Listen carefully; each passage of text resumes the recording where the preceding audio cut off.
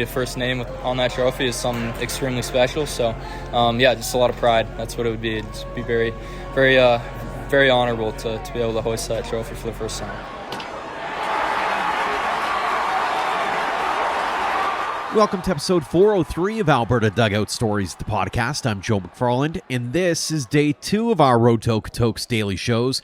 What a beautiful day it was for Baseball Tuesday, with a full slate of games getting in. Despite some cloudy skies early on, it was great for the nightcaps. We have a quintet of conversations coming your way, but first, let's give you a run-through of all the action. It started with the Etobicoke Rangers coming away with a 2-1 victory over the Langley Blaze. Cooper Doan was outstanding in that contest, striking out 11 while allowing just 2 hits in 6 innings of action.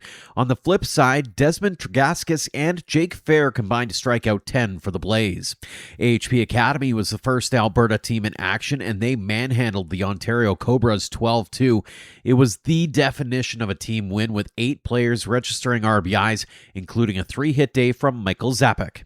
A battle of the West Coast saw the UBC Thunder down the Abbotsford Cardinals 8-5. Jeffrey Chi led the way offensively with a homer and 4 RBI. A great performance on the mound again from Caden Militello as he went 6 innings, striking out 10 and allowing just 3 hits as the Victoria Eagles blanked the Ontario Blue Jays 4-0. A big offensive game for utility man Will Zelensky as he went 3 for 3 with 4 RBI to pace Vauxhall past the DT Selects out of Quebec 11-1 in a mercy victory. Callum Anderson and Graham Thiessen combined to allow just 3 hits while striking out 12 for the Jets. Braxton Bussing was outstanding, tossing a complete game 3-hitter to lead Gulls Prep past the Ontario Terriers 5-0. The Coronation native and friend of the show allowed just 2 walks while striking out 6. Dane Liskey homered and drove in 3 for the Gulls. A solid back-and-forth affair between Team Sask and the Mississauga HPP Tigers, with the latter coming away with a 5-2 victory. Cashberg and Jarrett Rude drove in the Sask runs. And the nightcap saw the host Okotoks Dawgs Black Mercy Atlantic Frontier 11-1. LC Larouche had a homer and 3 RBI, while Alex Matchy also drove in 3 with a pinch hit 3-run double in the final inning.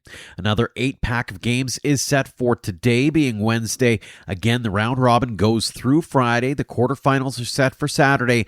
Then the semis and the Morneau Cup Championship is set for Sunday. Now, what we'll be doing here on the show for the rest of the round robin is bringing you shorter conversations with players from Alberta and Saskatchewan teams, or, as we'll hear a little later on, players who were drafted from here but are now with other teams. And we'll start things off with the host Dawgs and the young man who belted their first homer and drove in the walk-off run in the 5th for the Mercy. Montreal's LC Larouche finished his first game going 2 for 4 with 3 RBI and a run scored. It's exactly the start the Dawgs were looking for in hosting this tournament, and now they look forward to their next rival, Gulls Prep, on Wednesday afternoon. LC, big win right off the bat. Talk about the approach, first off, to this game when you know you haven't played these guys before. Well, the thing is, we know everyone's coming for us. Like, we're the team to beat, we're the home team, so we got a little bit of pressure. We just took that pressure off our shoulder first, so it's good to get the first one out of the way. You hit a home run right off the bat. You proved why you're going to be going to the home run derby. We'll get to that in a second, but when that came off the bat, did you know it was gone? Yeah, I think I saw the outfielder coming back, and I was like, all right, there you go. There's the first one out of the way. Walk me through your mindset when you're going up against a pitcher you haven't seen. You don't have the scouting report. You don't have the things, right? Like, is it just a matter of, like, see pitch, hit pitch kind of thing? Yeah, kind of. I'm not a really complicated guy. Like, I just like to see pitch, and if I like it, I'll just swing at it. Mm-hmm. That's all you have to do. Walk me through when you get told, hey, you're going to go in a home run derby. Did that put a little extra pressure on you, maybe? I felt a little pressure. Like, I know I'm hometown. Like, I know a lot of people are going to be there. Our whole team, the college team's going to be here. I don't know. We'll see, but I was really happy to see it. How much of this is about obviously winning, but the other half, how much of it is about being kind of having some fun out here as well? Of course, we want to win every game. Like, I think we got a 50-50. We're having fun on the bench. We're yelling. Mm-hmm. We know each other since, 3 years? I've been here for 3 years. I know these guys for 3 years or more. So, yeah, it's really fun to play together. You guys didn't take part in the Prairie qualifiers, so did you take that opportunity to kind of refine some things and get yourself set to play your game versus trying to adjust? Yeah, well, we got a couple of tournaments in the U.S., so we just came back at that. good challenge in the U.S., but it's good to be back, and we were ready to rock, so that's all there is. Absolutely. What's that mean to you to get a home run and be the first dog to do it at a big tournament like this? Oh, it feels awesome. Like, I know that's going to be in the story. I don't know. We'll see. We'll see in the future one, but it's really nice to have the first one. Final one for you. What would it mean to you to win the very first Morneau Cup? There's no word for it. Like, it would be so awesome. Like, we've prepared for this since the beginning of the winter, and that's the goal. That's the ultimate goal. That's the tournament that we want to win right now. Right on home field as well. Great start in this one. Elsie, congratulations on the game. Best of luck the rest of the way, and thanks for joining us. Thanks, man. We head to Vauxhall Academy for our next guest and a familiar voice in infielder Easton Kitura. We first got to know the Spruce Grove native back on episode 292 as he made his way through various major events. While he didn't hear his name get called in the MLB draft recently, he's still excited to continue his baseball journey with the University of Miami. But first, he'd like to add just one more piece of hardware to the trophy case, and he did his part in the first game, going 3 for 3 with a solo homer and 4 runs scored. Easton, we're here. Walk me through the emotions of getting a chance to rep the program that you've been a part of for so long. Yeah, for sure. I mean, you said it perfectly. You know, I've been a part of this program for 3 years now, and to finally have this opportunity to play for a national championship, it's something you've always kind of dreamed of. And this whole tournament in general is going to be a great experience. Just being here, the atmosphere already seems great. So it's exciting, you know, all around. Just really excited. So. Is there advice that you give to maybe those younger guys on the team or the guys who haven't had the experiences of being in a situation like this? You're a junior national guy. You've seen some of these stages before. What are you telling those guys to maybe prepare them to maybe tone it down, be where your feet are at, or whatever the case may be? Yeah, just don't make the moment bigger than it is. You know, it's just, at the end of the day, it's just baseball. It's the same game you've been playing your whole life. So, just go out there, have fun, compete, enjoy it. That's the biggest thing I'd say. It's going to go by quickly, so just enjoy it. Enjoy playing in front of fans and that. For some that haven't, it's a cool experience. So, just enjoy it is the overall message. Looking back on the regionals, what was your guys' key to success when you look back on it? Yeah, I think our team clicked at the right moment. You know, we had kind of had an up and down season, and it all came together at the right time. I think everyone bought in at the right moment, and that's just how it went. And hopefully we can get that same group this week. But yeah, it clicked at the right time for our group, and it was a fun weekend. That was probably the most fun weekend we had all year. So. Hoping to carry that momentum into this. For sure. And obviously with this kind of tournament, you guys usually part ways for the summer. That's obviously got to be a little bit different. But even beyond that, walk me through sort of those preps, those conversations, those text messages, trying to keep everybody together kind of thing and on the same page going into this. Definitely. No, for sure. It's a little different for us being away from each other for about a month now. So it's been great, though. You know, everyone gets back together, and it feels like no one's left. We've been together the whole time. So I think it'll be interesting to see how we adjust. But it's a fresh start. You know, it's everyone's kind of 0 for 0. It feels like opening day in a sense. It feels like our first games together. Just go out there and compete and just play Jets baseball. So. On a personal note, do you have any expectations or goals of yourself going into this thing? Yeah, just soak it up. You know, it's gonna be my last time wearing the Jets uniform. Just enjoy it. Obviously we want to win the whole thing. So that's whatever I can do to help the team is what it comes down to. And so just excited. You know, like I said, just enjoy wearing that uniform for the last time. So yeah. What do you think is going to be key to raising that trophy at the end of this thing? Yeah, I think it's just buying in. You know, playing your role. You know, every guy on our team is going to have their role that they gotta be good at, and that's just what it comes down to. You know, if you're not a guy that hits home runs, don't be that guy. You know, it's just what it comes down to. Just do your part, and I think we have a real shot at winning this thing. So, do you guys have? There's obviously the thought of, hey, Vauxhall is one of the favorites in this thing. How do you maybe block out some of that noise to make sure that you aren't buying into maybe some of the buzz kind of thing? Yeah, no, for sure. I mean, like you said, you just kind of block it out. You just play your game. You know, we keep our circle tight, focus on the guys next to you. I'm not worried about who's across the field or whatever, and it starts with just game one here. So, it's just buying into your own game plan and being prepared to play. So Les mentioned that as like, we want to start this thing off right. We want to get game one win right off the bat. For sure. How important is that in your eyes, especially as somebody who's been to a few of these kinds of events and these bigger events and bigger tournaments? Yeah, definitely. Game one's super important. It kind of sets a tone for the tournament. It gets your feet off and running. Coming out and having a good performance out here in game one is pretty key in my opinion. So yeah, we got some good arms going, and so I think it'll be a good game. What's your strength, you think? Personally, from a team perspective, I think our grittiness. I can speak for myself and the team. We're a gritty baseball team. We I guess do whatever it takes to win. So that's just what it is. That's kind of the Vauxhall brand. We're not showboat or anything like that. Just kind of go out there and get your feet wet and kind of just play the dirty baseball game. So yeah, fantastic. Final one for you. Been asking everybody this. What would it mean to you to win the very first Morneau Cup? Yeah, I mean, just that, the very first one, that would be the first name on that trophy is something extremely special. So just a lot of pride. That's what it would be. It'd be very, very, very honorable to be able to hoist that trophy for the first time. So. Great to catch up with you in person as well. That's always a great thing. So Easton, best of luck this tournament, thanks so much for joining us. Yeah, of course. Thank you very much. Next up, we head to AHP Academy, where they got off to a quick start with that 12-2 win to start the morning. We first got to know Jayden Kane back on episode 354 almost a year ago, as the Fort McMurray native was fresh off the Canadian Future Showcase. He went 0 for 2, but got on base twice and came around to score both times.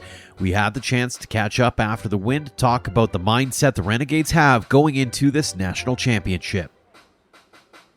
Jayden, big win right off the bat. Walk me through the first at-bat, though, because you're leading off. Is that walk on purpose? Is that something where you're trying to see as many pitches? Walk me through your mindset in that first one. Yeah, I definitely wanted to see some pitches to relay some information to the boys and definitely get on base from the start and set the tone. So, how tough is that going up against a team you don't know? Like, you don't have a scouting report, or you have very little to go off of, right? You don't have the experience. Is that sort of the mindset in that first couple innings? Like, let's just see what these guys got. Yeah, it's definitely tough. When you don't know the guy, you got to go in there and kind of just battle, tough it out, and learn as you go.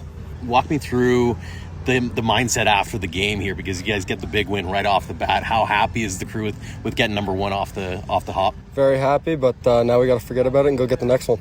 How much of a tight turnaround is a tournament like this? Like, it's such a different atmosphere, a different vibe to it. Yeah, definitely. One game a day. We got to do exactly what we can to prepare and recover from each game and come in with our best stuff the next day. Speaking of the preparation side, take me into the time between qualifiers and now. What are you guys working on? What are you guys talking about to get yourselves ramped up and ready for, a real quick turnaround? Honestly, make the little things the big things and just out baseball people. Yeah, we'll mash doubles, mash home runs, but ultimately it's the way we battle and the way we compete. What's the message going into this thing? What were the coaches kind of harping on you guys about over the course of the last couple of weeks especially? Our team motto is handle hard.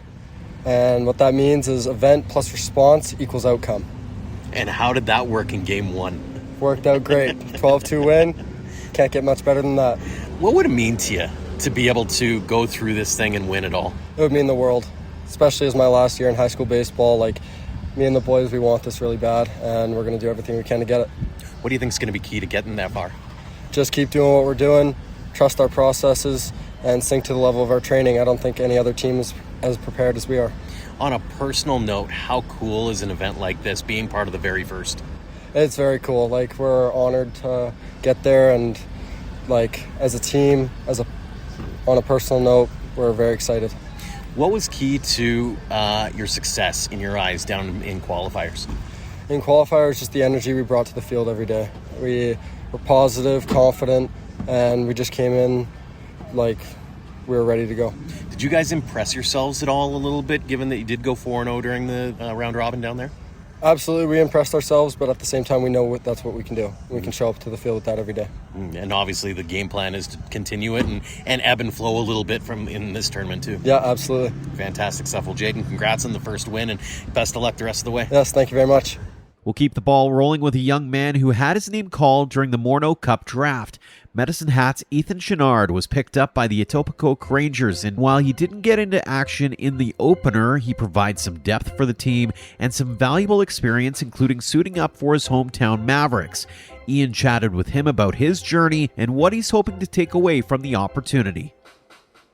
Well, welcome to the road to Okotoks. You are not, this is your first day as a Etobicoke Ranger, is that correct? That's correct.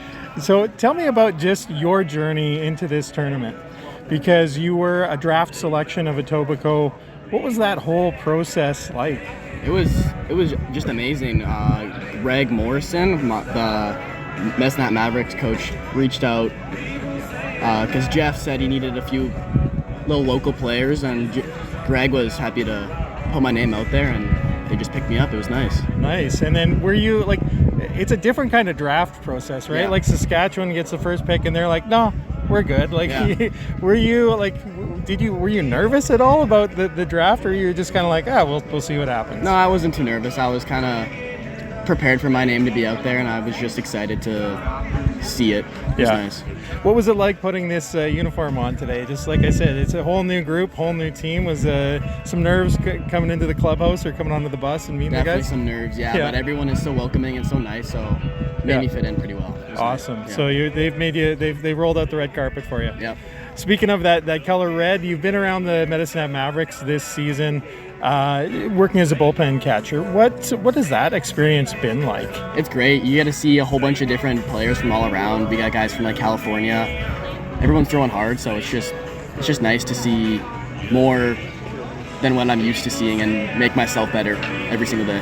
What's the mentorship like in a situation like that? Because guys don't always have time to be worried about your development or what's going on in your world. They've got games to win, and a lot of the players and coaches in the WCBL take it pretty seriously. Yeah. So what's it like in terms of mentorship and just being around the players and soaking it in? I just try and get as much as I can from everybody. When I'm in the dugout, they always say stuff, and I just try and pick up the little things here and there and make myself better, because I know that they're just there to play, have some fun off their college season. So just get the little things from them that they learn over their years, and it's just nice because they're all so much older than me as well. Yeah, especially the catching position, right? Yeah. That's not exactly an easy gig. It must be nice to have some guys who are seniors, juniors, whatever age they are from college, just around to give you some tips. Exactly. Yeah. What about this week? What are your goals coming into the road to Okotoks? Or do you have anything in mind, or are you just kind of along for the ride? I'm just along for the ride, just do my best, see what I can do, see some amazing ball players, and just try and compete as much as I can. Have you played at either Tourmaline Field or Siemens Stadium in your travels? I've been at Tourmaline a few times for a couple years ago. Just a couple games, not really, not too much. You haven't had a taste of Siemens Stadium yet? Not yet. You looking forward to it? Oh, yeah. Yeah. Is that going to be intimidating, or are you just... I'm ready. Yeah, awesome. It's going to be great. Awesome. Okay, well, thank you very much. Thank you. And we'll wrap things up with another drafted player in Weber Academy product, Beck Button. He was added by the Abbotsford Cardinals as another arm, and like Chenard, didn't get into action on Tuesday. But the Indian Hills Community College product will come in handy later on in the tournament, and is excited for the opportunity to play for a national championship while showing what he's capable of. Joined by Beck Button with the Abbotsford Cardinals now. You're normally a Weber Academy guy. Tell me about your journey on this road to Okotoks. How did you end up joining the Abbotsford Cardinals?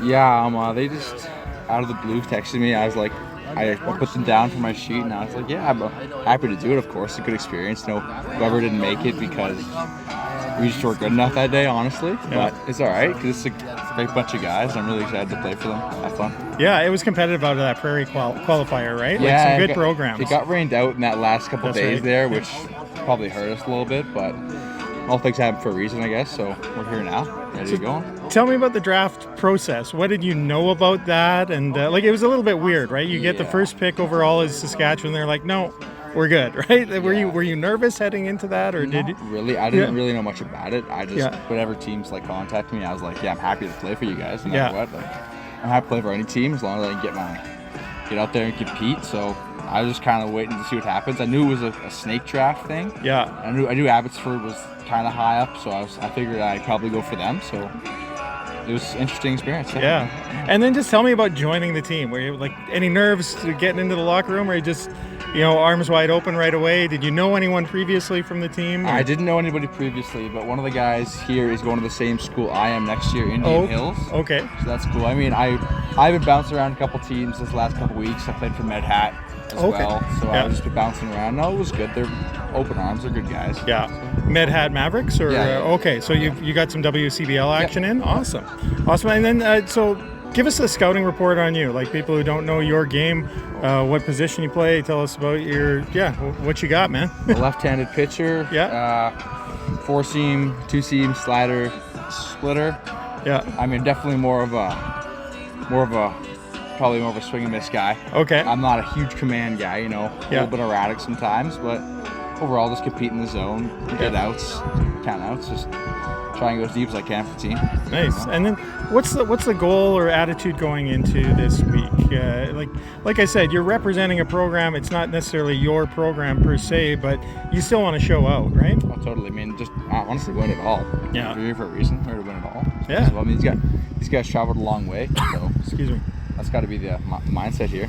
Yeah. We're not here to win, and not shouldn't be here at all. So I think we're here to win. What did the coaching staff tell you when you were coming in? Like, what kind of advice or direction did they give you? They just tell me these are all good guys. Treat them like a family because they'll do the same. So that's the idea. Just be a family out here, compete with each other, push each other to be better, hold each other accountable. So that's the plan. Awesome. Well, good luck this week. Thank you. Awesome. Thanks again to LC Larouche, Easton Kitura, Jayden Kane, Ethan Chenard, and Beck Button for joining us on the show. And thanks as always to all of you for downloading and listening. We have more great conversations coming your way this week, so make sure to hit subscribe wherever you get your favorite shows. As always, a tip of the cap to our platinum supporters, the Okotoks Dawgs and Under the Lights Sports and Entertainment, for their generosity in helping us tell the game stories in our province. For more on our tremendous teammates, head to albertadugoutstories.com/supporters. Until next time, thank you for all of your support online, on social, and on air of Alberta Dugout Stories.